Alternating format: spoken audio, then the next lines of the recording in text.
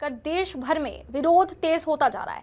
छात्र, शिक्षक और सामाजिक संगठनों के बाद अब सत्ताधारी दल के भीतर से भी इस बिल के खिलाफ आवाज उठने लगी है। कानपुर में भाजपा युवा मोर्चा के मंडल उपाध्यक्ष आकाश ठाकुर ने इस बिल का अनोखे और भावुक अंदाज में विरोध किया है। आकाश ठाकुर ने अपने खून से प्रधानमंत्री नरेंद्र मोदी के नाम पत्र लिखकर यूजीसी बिल पर पुनर्विचार करने की मांग की है। भाजपा नेता का कहना है कि यह बिल भविष्य में समाज और शिक्षण संस्थानों में भेदभाव को बढ़ावा दे सकता है, साथ ही सामाजिक सौहार्द को नुकसान पहुंचा सकता है। उन्होंने कहा कि इस बिल के लागू होने के बाद कॉलेजेस में छात्रों के बीच भेदभाव की स्थिति पैदा हो सकती है।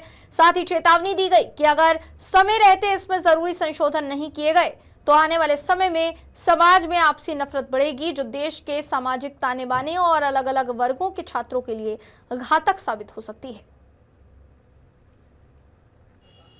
मैं आकाश ठाकुर हूँ। मैं जूही मंडल भारतीय जनता पार्टी युवा मोर्चा में मंडल में उपाध्यक्ष हूँ। मैं बता देना चाहता हूँ कि भारतीय जनता पार्टी मेरा परिवार है। मैं उस परिवार का बहुत छोटा सदस्य हूँ और उस सदस्य होने के नाते मैं माननीय प्रधानमंत्री जी से ये अपनी मांग रखता हूँ कि ये जो यूजीसी बिल लाया गया काला कानून है, ये हमारे समाज के लोगों को अनित कर सकता है।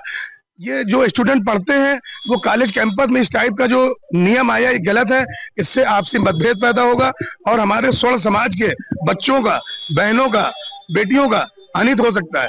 इसलिए मैं माननीय प्रधानमंत्री जी से मांग करता हूं, मैं खून से पत्र लिख के उनको दे रहा हूं कि इस बिल को पूर्णतः बंद किया जाए या तो इसमें संशोधन किया जाए, जिससे हमारे समाज के लोगों को जीवन आसान हो और वो स्वतंत्रता से रह सके।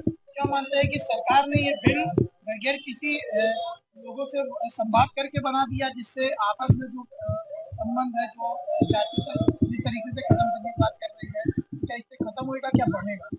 देखिए, ये अगर बिल लगातार बना रहा तो इसमें समाज में मतभेद होगा, कॉलेज में मतभेद होगा। कॉलेज परिसर में सब लोग एक साथ खाना खाते हैं, प्रार्थना करते हैं, बैठते उठते हैं, तो इस प्रकार के जो बिल हैं इसमें मतभेद पैदा करेंगे।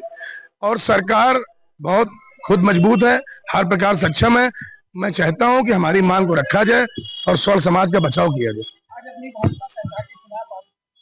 मैं किसी के खिलाफ नहीं हूं, मैं उसी परिवार का सदस्य हूं और परिवार के सदस्य होने के नाते मैं अपने सीनियर से, माननीय प्रधानमंत्री जी से भी अनुरोध कर सकता हूं। ये हमारा हक बनता है। यदि परिवार में किसी व्यक्ति से कोई गलती या धोखे से कोई कार्य हो जाता है तो मैं क्या अपनी बात भी नहीं उनसे रख सकता? मेरा किसी से विरोध नहीं है।